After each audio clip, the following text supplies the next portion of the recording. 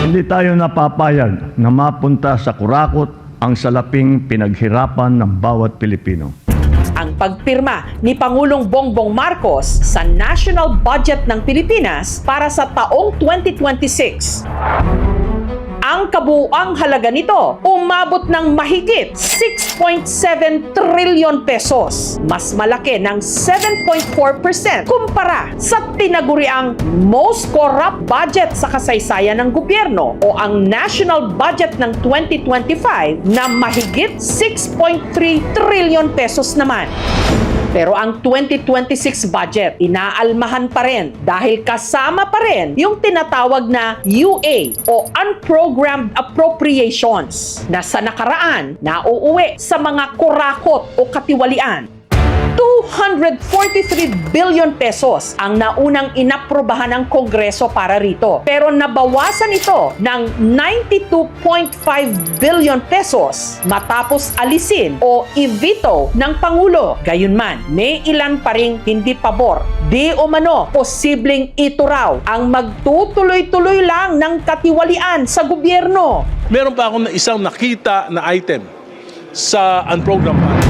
Ang nanguna sa pagtutol sa UA o Unprogrammed Appropriations sa 2026 National Budget ang House Senior Deputy Minority Leader at kinatawan ng 2nd District ng Caloocan City, si Congressman Egay Erice. Ang sabi ho, itong 2026 budget ay squeaky clean daw. Napakalinis daw compared to, of course, 2025 na napaka-notorious. I would submit na ito ay mas maayos kumpara dun sa tatlong napaka-corrupt na budget. Bakit? Kasi nakatingin ang bayan. Ayos na sana. Ang tigas ng ulo ng gobyerno eh. Pinasok pa rin yung unprogrammed appropriations na siyang pinagpula ng pinakamalalaking korupsyon. Tawag ko dyan, greatest heist. Heist, sabi niyo, hold up ho yun. Hold up. Hindi lang ho siguro maliit na bangko hino-hold up dito. Hindi, malaki ano to. Central Bank.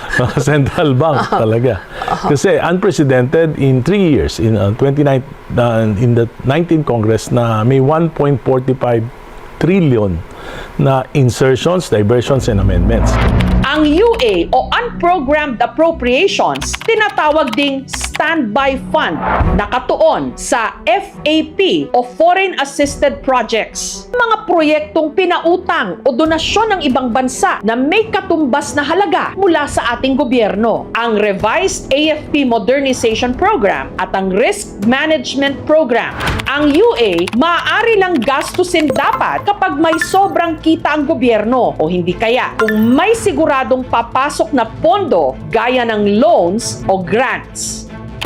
Para mas simpleng maipaliwanag, isipin na lang natin na ang national budget, ating sweldo, ang budget para sa mga inaasahang gastos katulad ng kuryente, renta, tubig at pagkain, kukunin yan sa tinatawag na program appropriations. Pero kung gusto mong bumili ng bagong cellphone at tight ang budget, hindi ito pwedeng ibawas sa programmed appropriations. Mabibili mo lang ito kung meron kang paparating na bonus o ekstrang kita o pera.